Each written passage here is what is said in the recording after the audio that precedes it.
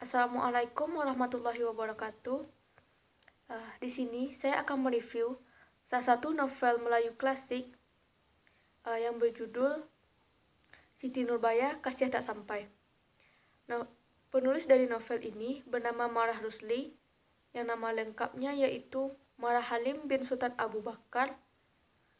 Lahir pada tanggal 7 Agustus 1889 di Kota Padang, Sumatera Barat. Beliau merupakan seorang sastrawan pada angkatan Balai Pustaka. Beliau juga seorang bangsawan yang mana sang ayah merupakan seorang damang keturunan langsung dari kerajaan Pagaruyung. Sedangkan ibu berasal dari Jawa yang merupakan keturunan salah satu panglima di Ponorogo. Beliau terkenal karena novelnya yang berjudul Siti Nurbaya ini. Novel Siti Nurbaya berkisah tentang percintaan antara Siti Nurbaya dan Samsul Bahri. Siti Nurbaya sendiri merupakan anak dari saudagar kaya yang bernama Baginda Sulaiman, sedangkan Samsul Bahri merupakan anak dari Datuk Mahmud, orang terkemuka di Kota Padang. Mereka berdua ini bersekolah di sekolah Belanda di Kota Padang. Di novel ini tidak hanya menyuguhkan kisah percintaan antara Siti Nurbaya dan Samsul Bahri, tetapi juga menggambarkan kehidupan sosial dan pemerintahan pada masa Hindia Belanda, masa kolonial pada saat itu. Fisik dan watak Siti Nurbaya di sini digambarkan sempurna, yang mana memiliki paras yang cantik, berperilaku yang baik, dan memiliki pola pikir yang berpendidikan. Sama halnya dengan Samsul Bahri. Namun, tokoh yang tak kalah penting di sini yaitu Datuk Maringgi yang memiliki peran antagonis. Watak dan fisik beliau berbanding terbalik dengan Siti Nurbaya dan Samsul Bahri. Beliau merupakan saudagar kaya di Kota Padang, tetapi beliau memiliki watak yang pelit, bengis, dan loba. Pada saat Samsul Bahri melanjutkan pendidikannya setelah lulus dari sekolah Belanda di Padang, ingin melanjutkan pendidikannya ke Jakarta, melanjutkan pendidikan kedokteran. Di situ dia mengungkapkan perasaannya kepada Siti Nurbaya dan dibalas oleh Siti Nurbaya.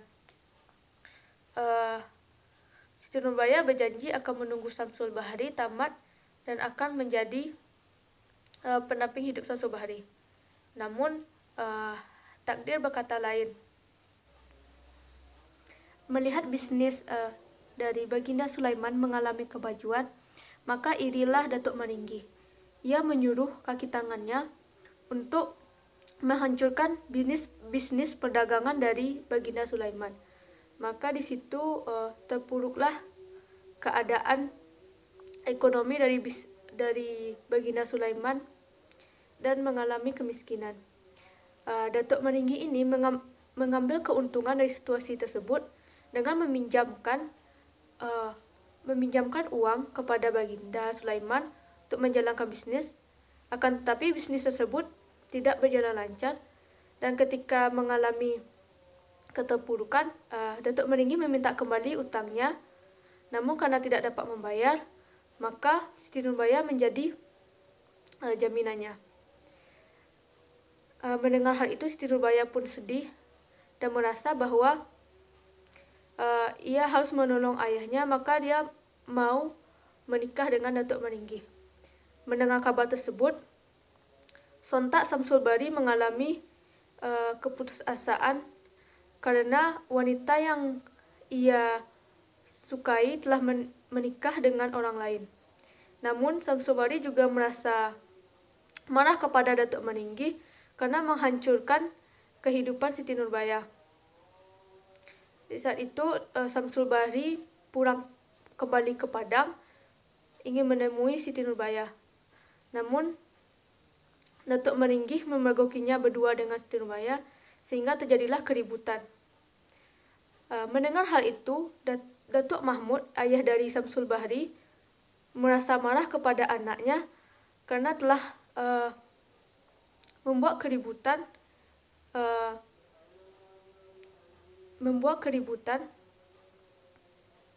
dengan Datuk Meringgi. Maka diusirnya lah si Samsul Bahri dari rumahnya. Samsul Bahri pergi ke Jakarta setelah mengalami pengusiran oleh ayahnya. Saat bersamaan juga ayah dari Siti Nurbaya pun meninggal. Dari situ Siti Nurbaya merasa terpuruk karena orang-orang yang menyayanginya telah pergi.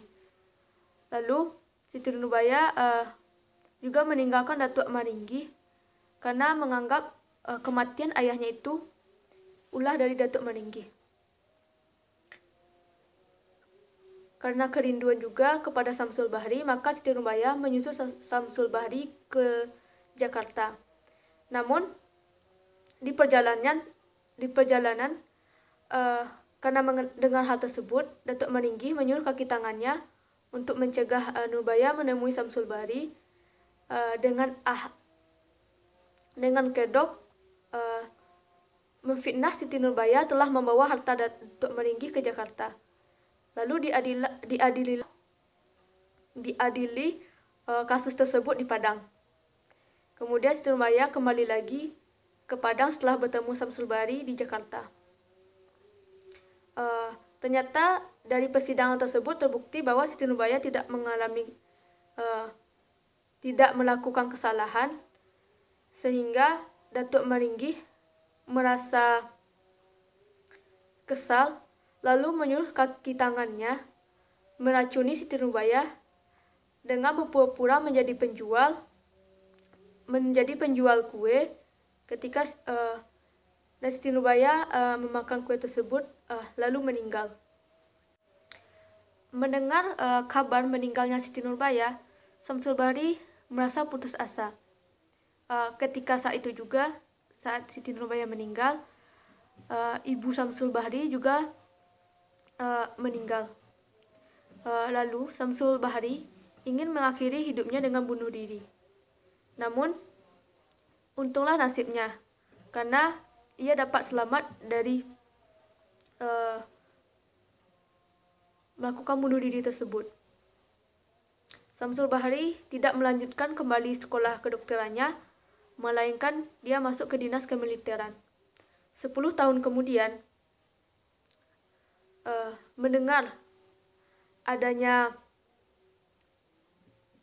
kebijakan blasting, maka diutuslah Samsul Bahri yang saat itu berpangkat sebagai letnan untuk menghentikan kerusuhan di Padang. Maka berangkatlah Samsul Bahri ke Padang, dan pada akhirnya dia menemui Datuk Meringgi yang juga ikut dalam aksi melakukan kerusuhan tersebut. Disitulah Samsul Bahri dan Datuk Meringgi, Samsul Bahri atau dipanggil juga dengan Letnan Mas, menembakkan pistolnya ke jantung Datuk Meringgi. Setelah itu Datuk Meringgi meninggal. Sebelumnya Datuk Meringgi juga sempat membacok kepala Samsul Bahri dengan parangnya.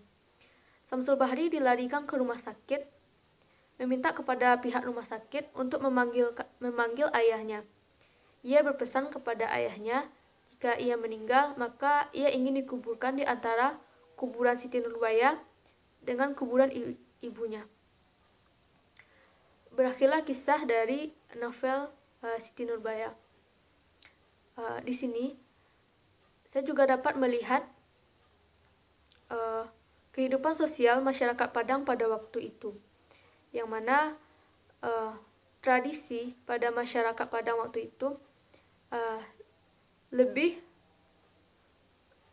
menaikkan martabat laki-laki dibanding perempuan. Hal ini dapat dilihat dari sistem pendidikan dan sistem perkawinan pada saat itu. Sistem pendidikan pada saat itu, perempuan tidak dibolehkan melanjutkan sekolah ke jenjang yang lebih tinggi. Sedangkan sistem perkawinannya, perempuan harus membayar istilahnya membeli laki-laki saat ingin menikah. Karena di sini pihak laki-laki lebih diuntungkan karena mendapatkan uang dari pihak perempuan pada saat pernikahan. Selain itu, tanggungan anak pun dari pihak suami juga tidak terlalu besar. Karena nantinya jika anak tersebut telah dewasa ingin menikah, maka mamaknya lah yang akan bertanggung jawab. Sekian dari saya. Assalamualaikum warahmatullahi wabarakatuh.